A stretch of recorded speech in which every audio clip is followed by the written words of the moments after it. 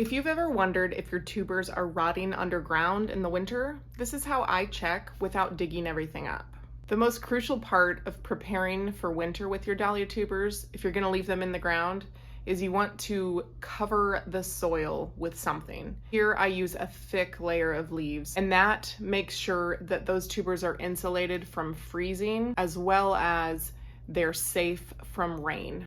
Here in the Pacific Northwest, our biggest enemy when it comes to tuber storage is moisture. If you leave them in the ground and there's a chance of flooding in those garden beds, they are going to rot. You're going to want to make sure that the soil in your garden beds is well draining, and the thicker layer of leaves you put on top, the more that rain will spread out. It won't soak through into the soil. Same goes for if you dig them up. Moisture is going to be a big problem because we tend to put them in bins, and if there's too much moisture in there, they'll mold, they'll rot, and they won't be viable next year. I have found that if I leave them in the soil all winter long, cover with a thick layer of leaves, Mother Nature keeps them completely happy under there. I'm in zone 8B, but I've seen other farmers in zones 3 and 4 successfully leaving tubers underground. When you plant dahlia tubers, you're going to want to plant them at least 4 inches deep. Some folks plant them 5, even 6 inches deep, and that layer of soil on top is going to help insulate that tuber if you want to leave it in over winter. Right now it's February and I haven't dug up any dahlia tubers.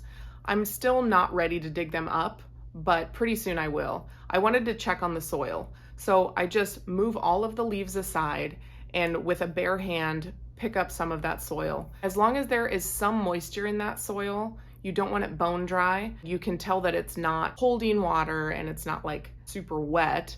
Then the tubers underneath should be totally fine. I will say another worry in our garden are moles and voles. Sometimes they dig down in there and eat the tubers. So although the soil looks safe, I can't tell for sure if the tuber down there is safe. You might want to consider putting a strong mesh screen under your garden beds when you build them, just to keep those little jerks out of there. Once I see that that soil is just right, I'm good to go. I cover it back up with leaves and I wait until I'm ready to dig up those tubers. Generally, I only dig up the tubers that I want to divide. The rest I leave in there for another year of growing. I leave my ranunculus in over winter as well. And along with that, I also pre-sprout more ranunculus to add to the garden. This will give it a more full look in spots where maybe a pest got to a ranunculus corm or some of them rotted when it was really rainy.